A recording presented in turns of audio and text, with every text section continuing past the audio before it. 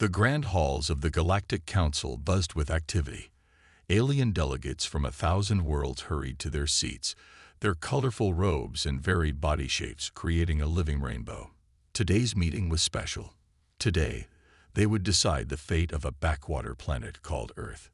High Counselor Zix, a tall, slender being with shimmering blue skin, called the meeting to order. His voice, amplified by advanced technology, echoed through the chamber. Esteemed colleagues, we gather to discuss the human problem.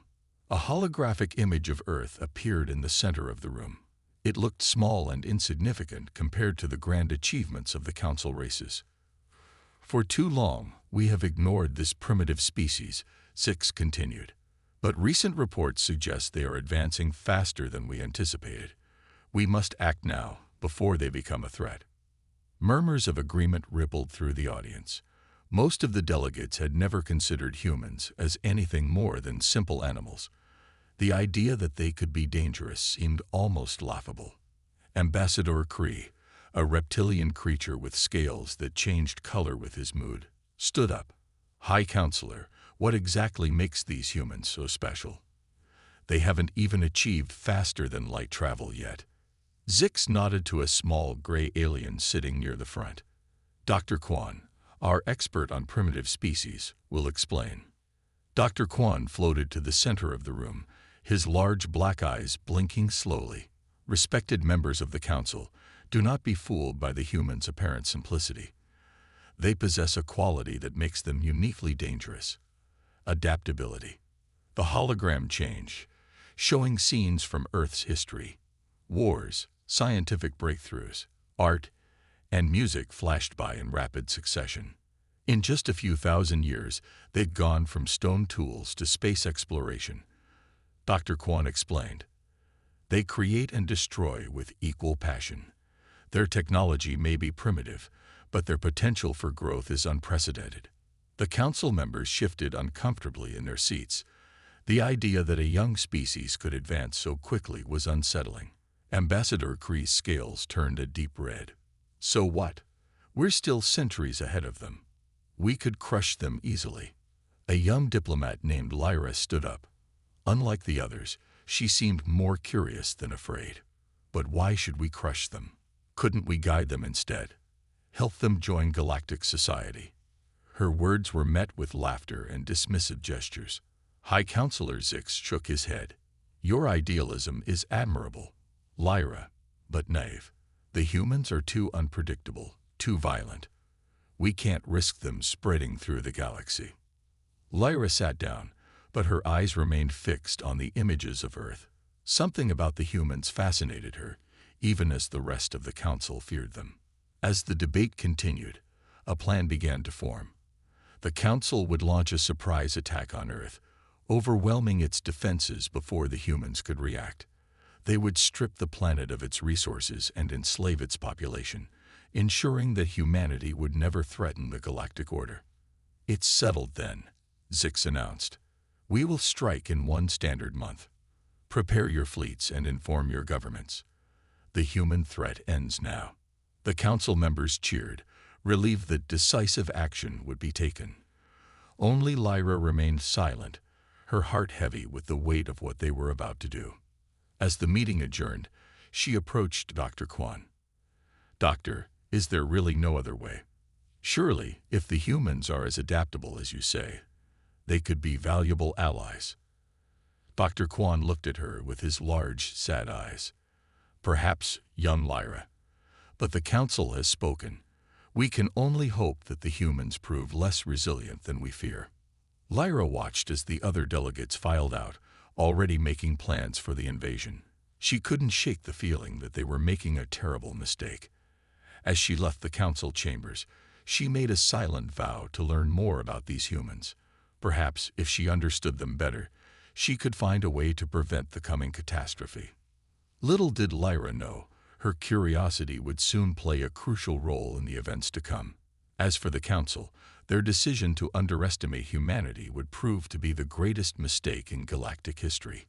The stage was set for a conflict that would shake the very foundations of the cosmos. The day started like any other on Earth. People went about their daily lives, unaware of the looming threat from the stars. In New York, London, Tokyo, and countless other cities, the hustle and bustle of human activity continued as usual. High above the planet, hidden behind the moon, the Galactic Council's invasion fleet waited. Thousands of ships, each more advanced than anything humans had ever imagined, prepared for the attack. Admiral Gruk, a battle-hardened veteran with tentacles for arms and a face full of eyes, gave the order, "Begin the assault." The first sign of trouble came when all electronic communications on Earth suddenly failed. Cell phones went dead, internet connections dropped, and TV broadcasts turned to static. Confusion spread rapidly as people found themselves cut off from the world. Then, the skies lit up. Massive energy beams shot down from the alien ships, targeting major military installations around the globe. In a matter of minutes, Earth's most powerful weapons were reduced to smoking craters. Panic erupted in cities worldwide as strange, oval-shaped ships appeared in the skies. They hovered ominously, their presence alone enough to send people fleeing in terror. In Washington, D.C., the president was rushed to a secure bunker, desperately trying to coordinate a response to an enemy they didn't understand. At NASA's Mission Control, scientists and military personnel worked frantically to make sense of the situation. Dr. Sarah Chen, a brilliant astrophysicist, stared at the data streaming across her screens in disbelief. "This can't be happening," she muttered, her hands shaking as she typed. "It's like something out of a sci-fi movie."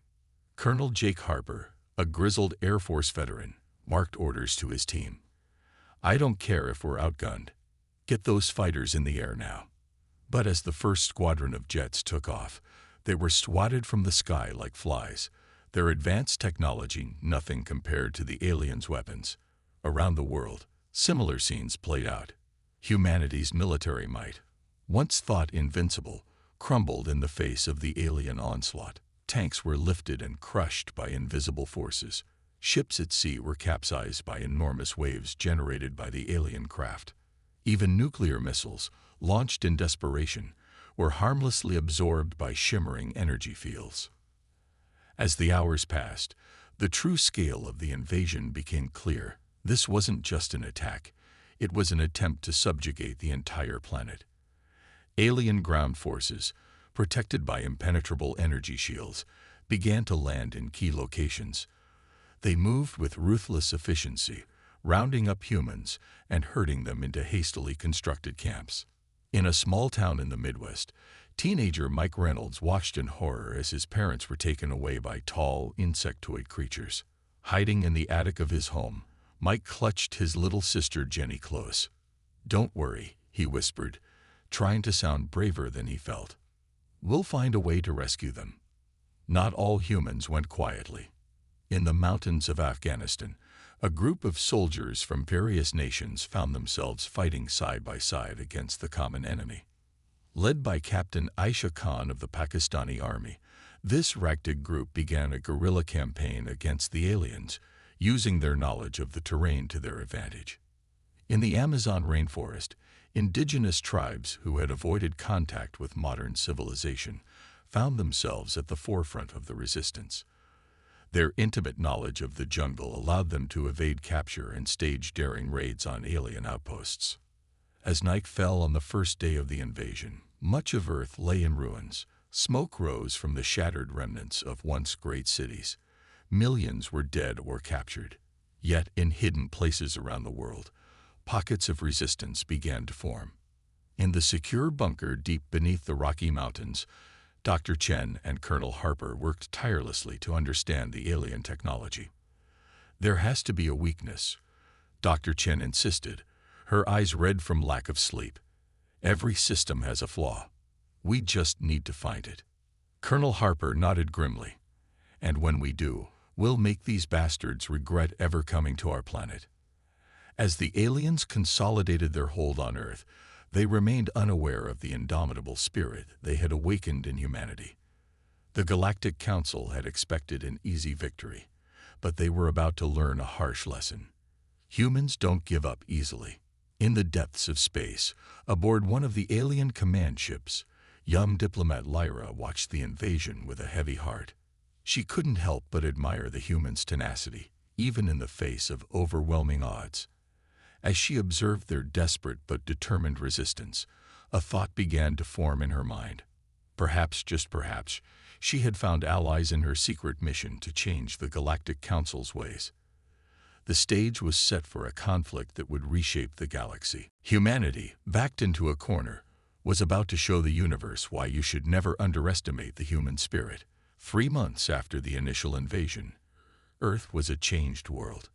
Alien structures dotted the landscape, their strange architecture a constant reminder of humanity's new reality. But beneath the surface of apparent defeat, a spark of resistance burned bright. In the ruins of what was once MIT, a secret underground lab hummed with activity. Dr. Sarah Chen, her face gaunt from sleepless nights, hunched over a dissected piece of alien technology. "I think I've got it," she whispered, her eyes wide with excitement. "The key to their shield technology." Beside her, Colonel Jake Harper nodded grimly. "Good work, Doc. Now we just need to figure out how to use it against them." Their lab was the heart of the human resistance's scientific efforts. Here, a team of Earth's brightest minds worked tirelessly to understand and adapt alien technology. They had already made significant progress, reverse engineering smaller weapons and communication devices. Meanwhile, in the Rocky Mountains, Mike Reynolds had transformed from a scared teenager into a skilled resistance fighter. He led a group of young survivors, using their small size and agility to slip past alien patrols and gather crucial intelligence. "We've got movement in Sector 7, Mike reported through a makeshift radio. "Looks like they're setting up a new processing center." Captain Aisha Khan's voice crackled back. "Good work, Mike. Fall back to base. We'll plan our next move." The resistance had grown into a global network, with cells operating on every continent. They communicated using a mixture of old technology and newly developed methods that could bypass alien detection. In the Amazon, the indigenous tribes had become the stuff of legend. Led by a wise shaman named Havu, they used their deep connection to the forest to confound the aliens at every turn. Stories spread of aliens entering the jungle and never returning, their advanced technology useless against the ancient wisdom of the forest. But the resistance wasn't just about fighting. In hidden bunkers around the world, scientists like Dr. Chen worked to unlock the secrets of alien technology. Every small victory, every piece of tech understood, brought humanity one step closer to fighting back on equal terms. One day, as Dr. Chen was examining a captured alien power source, she made a breakthrough. "Jake," she called out excitedly, "I think I've found a way to disrupt their energy fields." Colonel Harper rushed over, his eyes widening as he looked at her findings. "Are you sure about this, Sarah?" She nodded, her face a mixture of exhaustion and triumph. "Positive. With this, we can start taking down their shields. We might even be able to hijack their own weapons to use against them." The news spread like wildfire through the resistance network. For the first time since the invasion, there was real hope. In orbit above Earth, aboard the alien command ship, young diplomat Lyra was growing increasingly uneasy. She had been observing the human resistance with a mixture of admiration and concern. "High Commander," she addressed her superior, "I believe we may have underestimated these humans." The High Commander, a towering figure with metallic skin, dismissed her concerns. "They are nothing but primitives playing with toys they don't understand. They will be crushed soon enough." But Lyra wasn't so sure. She had seen the ingenuity of the humans, their ability to adapt and overcome. In secret, she began to gather information, preparing for the day when she might need to act on her growing doubts. Back on Earth, the resistance prepared for their first major offensive.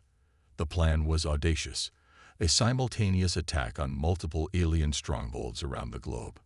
In New York, Mike and his team sneaked through the subway tunnels, planting disruptors near the base of a massive alien structure.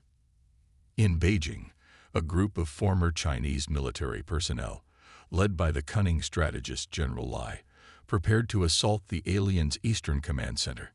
And in the skies above London, a squadron of retrofitted human jets, now capable of penetrating alien shields, waited for the signal to attack. Colonel Harper's voice came through on all resistance channels. All units, this is Thunderbird. Operation Prometheus is a go. I repeat, Prometheus is a go.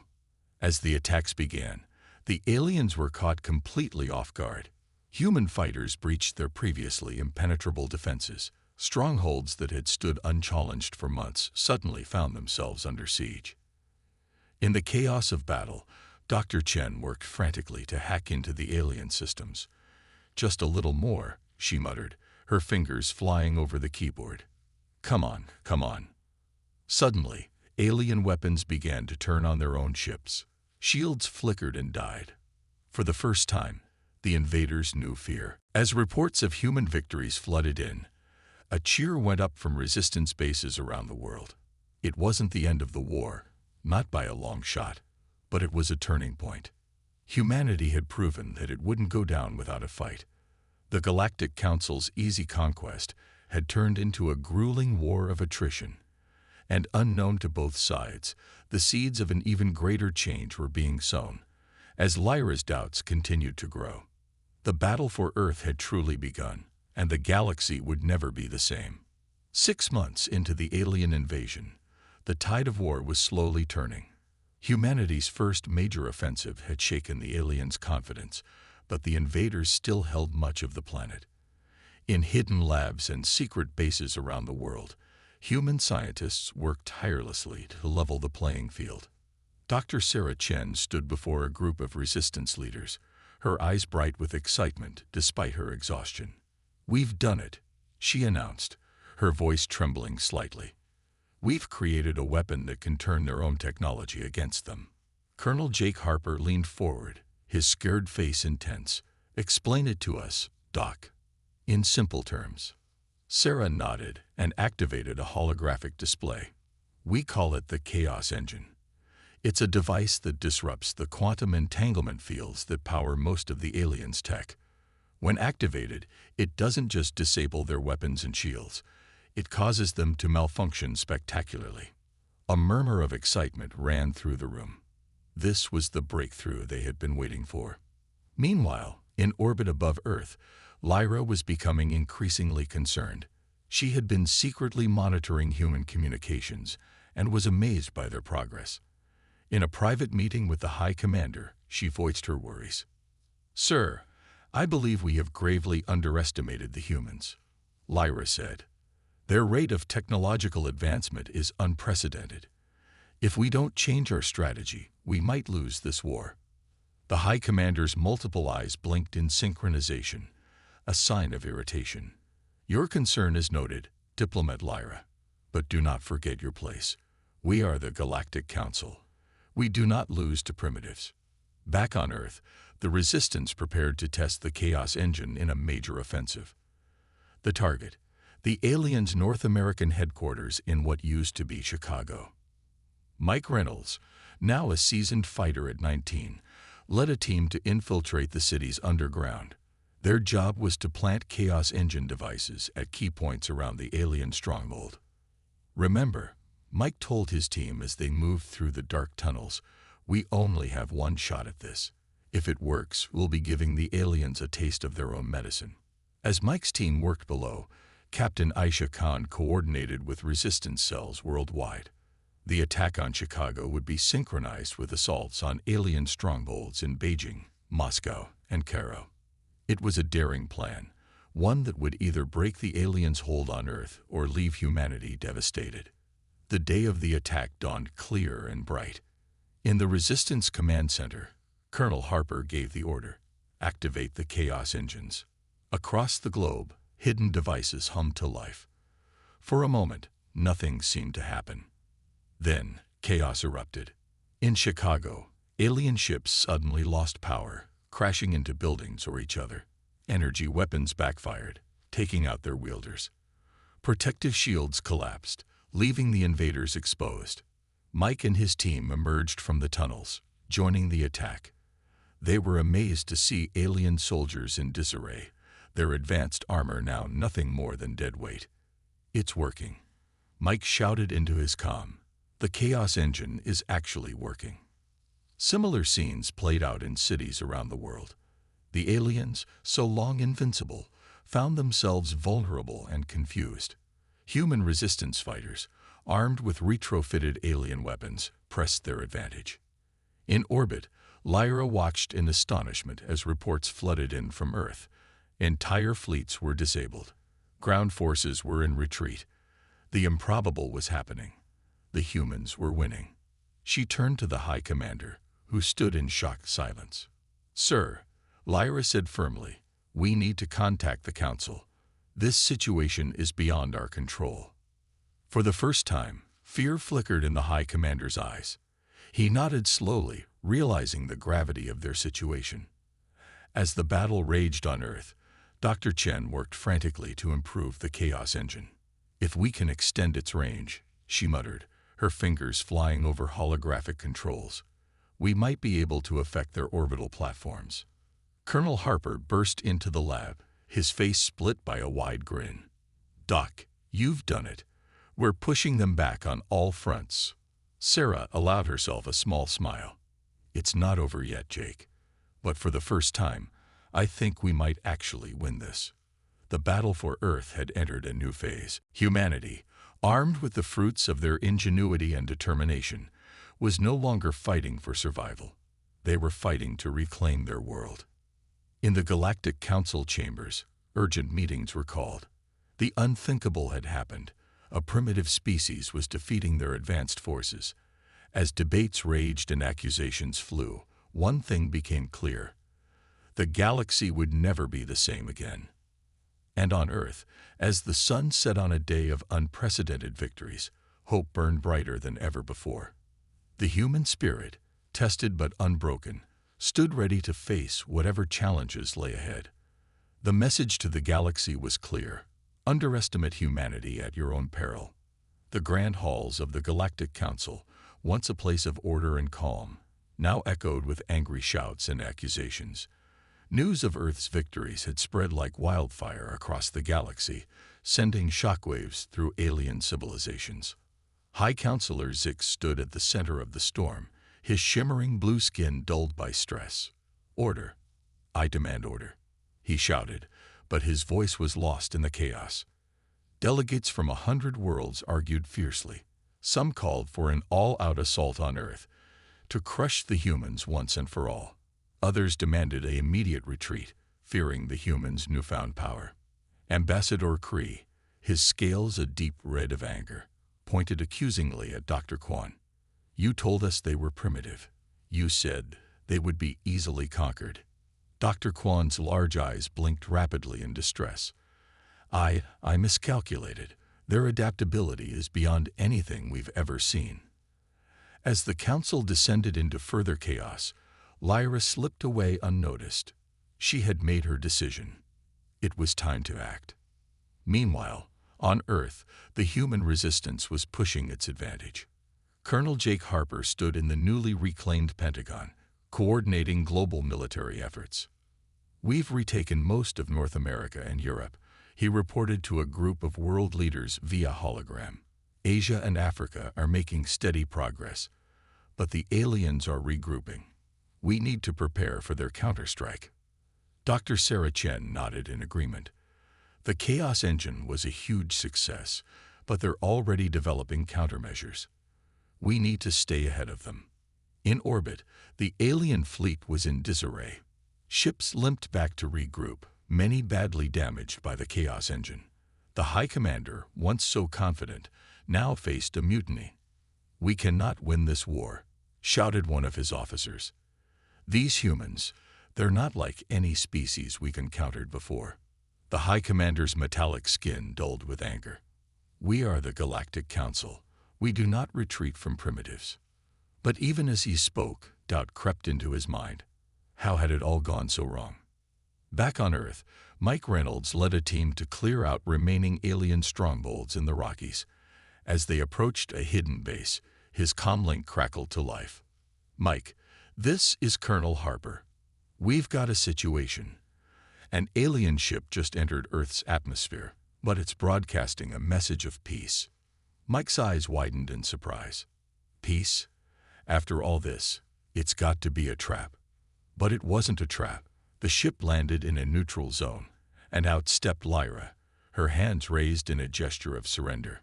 "I come alone," she announced to the wary human soldiers. "I seek an audience with your leaders. There's much we need to discuss." Word of Lyra's arrival spread quickly. In resistance bases around the world, humans debated what to do. Could they trust any alien after what had happened? Or was this a chance for real peace? Dr. Chen argued for caution. "We can't let our guard down.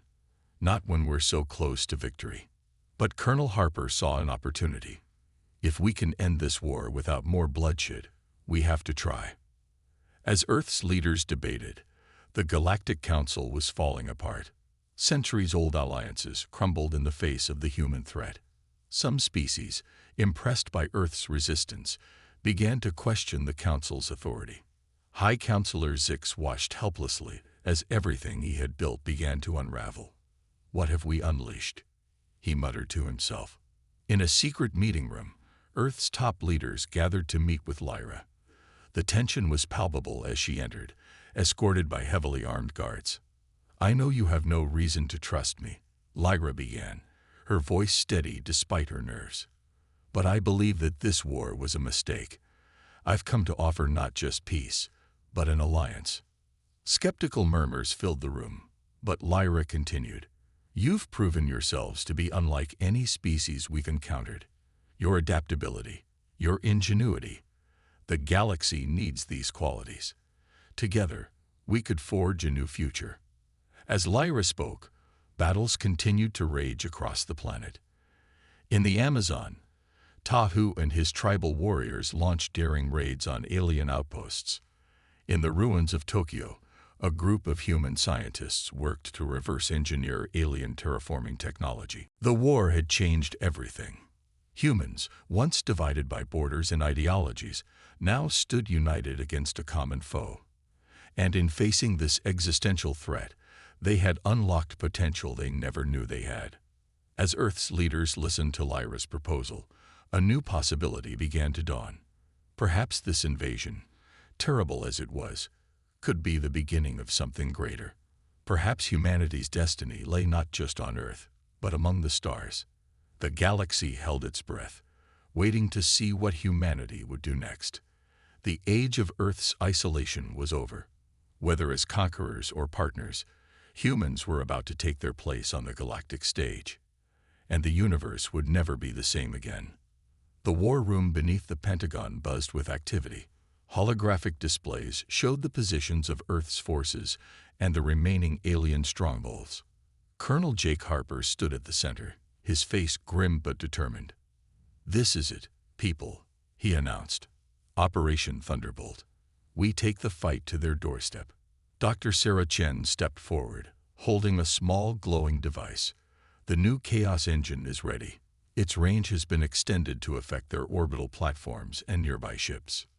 Meanwhile, in a secure facility, world leaders met with Lyra. The alien diplomat's information had proven invaluable, but trust remained fragile. "Your intel checks out," the U.S. president said. "But why should we stop now? We have the upper hand." Lyra's large eyes blinked slowly. "Because the galaxy is watching. How you act now will determine your place among the stars for centuries to come." As the leaders debated, humanity prepared for its boldest move yet. In orbit, a fleet of ships unlike anything Earth had ever produced waited. They were a fusion of human ingenuity and reverse-engineered alien tech. Captain Aisha Khan stood on the bridge of the flagship, christened Humanity's Hope. "All ships report ready, Captain," her first officer announced. Aisha nodded, her eyes fixed on the stars. "Then let's make history." Back on Earth, Mike Reynolds led a special ops team towards the aliens' main ground base in the Sahara. Their mission: to plant the new Chaos engine at the heart of the enemy's operations. "Remember," Mike told his team as they approached the shimmering force field, "we're not just fighting for Earth anymore. We're fighting for our future among the stars." As Earth's forces mobilized, the Galactic Council was in complete disarray. High Counselor Zix had been ousted, replaced by a war council determined to crush the human threat once and for all. "We cannot allow these upstarts to destabilize millennia of galactic order," the new High Counselor, a reptilian being named Krath, declared. "Prepare the Worldbreaker." But not everyone agreed. Dr. Quan, along with a group of scientists from various species, worked frantically to send a warning to Earth. They had seen humanity's potential and believed it was the future of the galaxy. As the human fleet jumped into hyperspace, Lyra made her final plea to Earth's leaders. "You have a choice," she said. "Revenge or leadership. The path you choose will shape not just your destiny, but that of countless worlds." The president looked at her colleagues, then back at Lyra. "We choose both. We'll defeat those who sought to destroy us, but we'll also extend a hand to those who seek peace." In the depths of space, Earth's fleet emerged from hyperspace near the Galactic Council's capital world. The alien defenders, caught off guard by the humans' sudden appearance, scrambled to respond. Captain Khan's voice rang out across the human fleet. "For Earth, and for the future of all species who seek peace, attack." The battle that followed would be spoken of for generations. Human ships, powered by a combination of fusion reactors and alien tech, danced through enemy fire. The Chaos Engine, unleashed on a massive scale, turned the aliens' own defenses against them. On the ground, Mike and his team fought their way through the Sahara base. Alien soldiers, their advanced weapons useless, fell before the determined humans. In the control room, Mike placed the Chaos Engine core. "This is Sandstorm to command," he radioed. "Package delivered. Light 'em up." Across Earth and space, Chaos Engines activated. Alien ships fell from the sky. Force fields protecting their bases flickered and died. The tide of war turned decisively. In the Galactic Council chambers, panic reigned. The Worldbreaker, their ultimate weapon, refused to activate, its systems scrambled by human tech. High Counselor Krath, his scales pale with fear, realized the truth too late. "We've awakened a sleeping giant," he whispered. As the battle raged, Dr. Quan and his allies broadcast a message across the galaxy.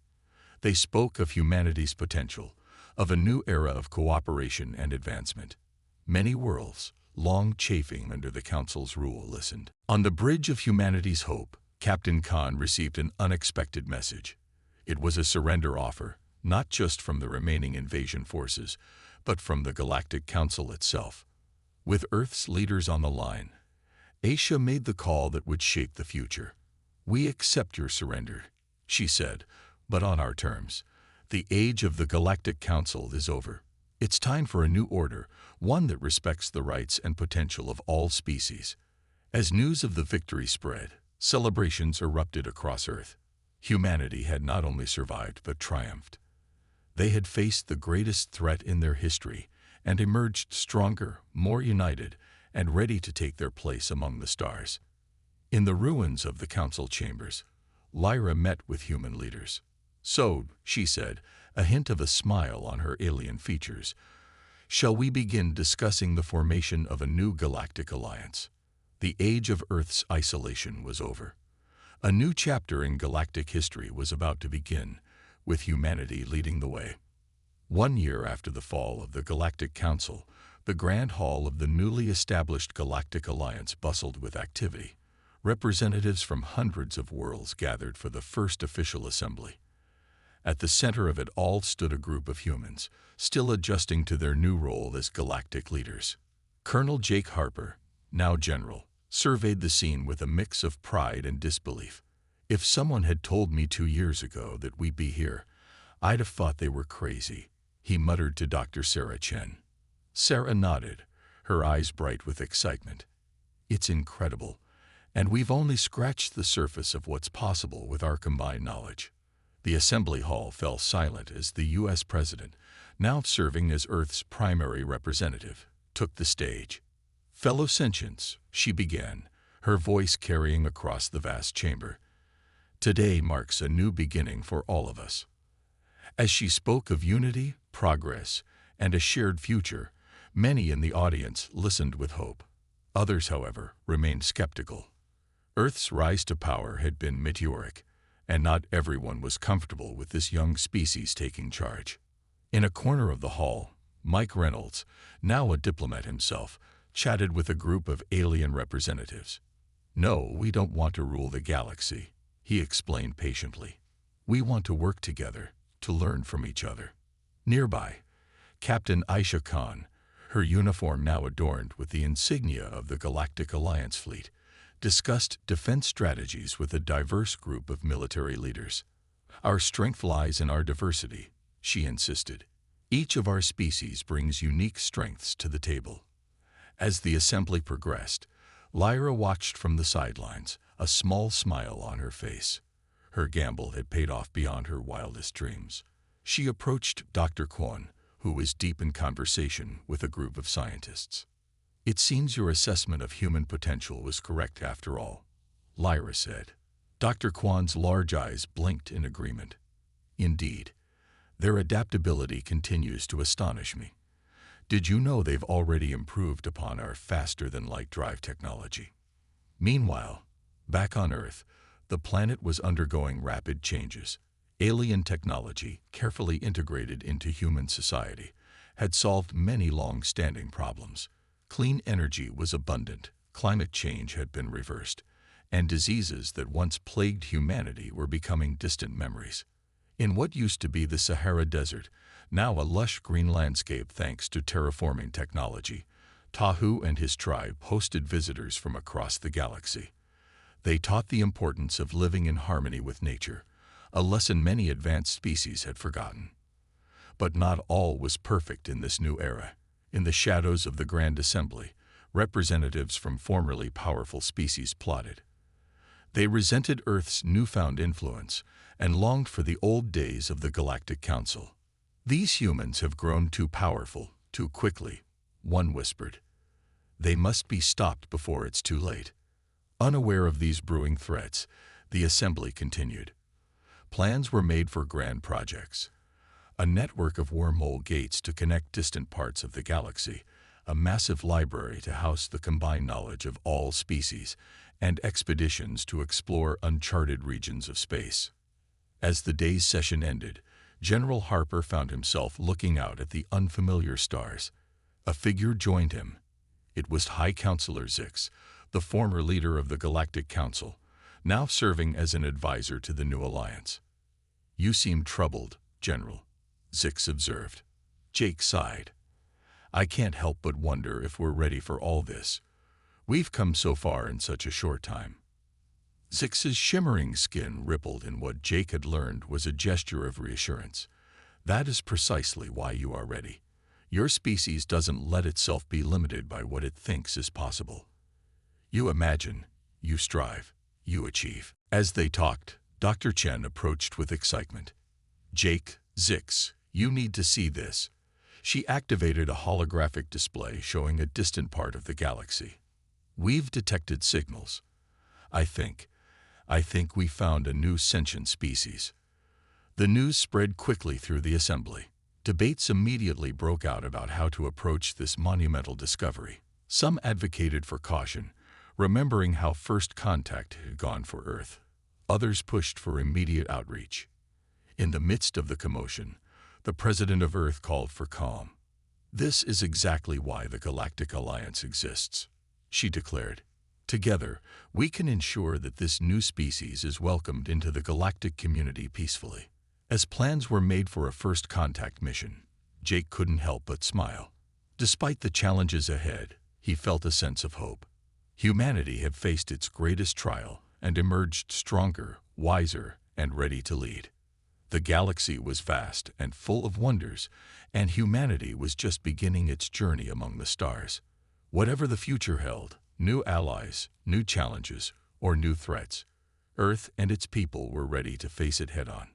As the assembly concluded and representatives from hundreds of worlds filed out, there was a palpable sense of anticipation in the air. A new age had dawned, full of possibilities. and at the heart of it all was humanity. The unexpected champions who had reshaped the very fabric of galactic society.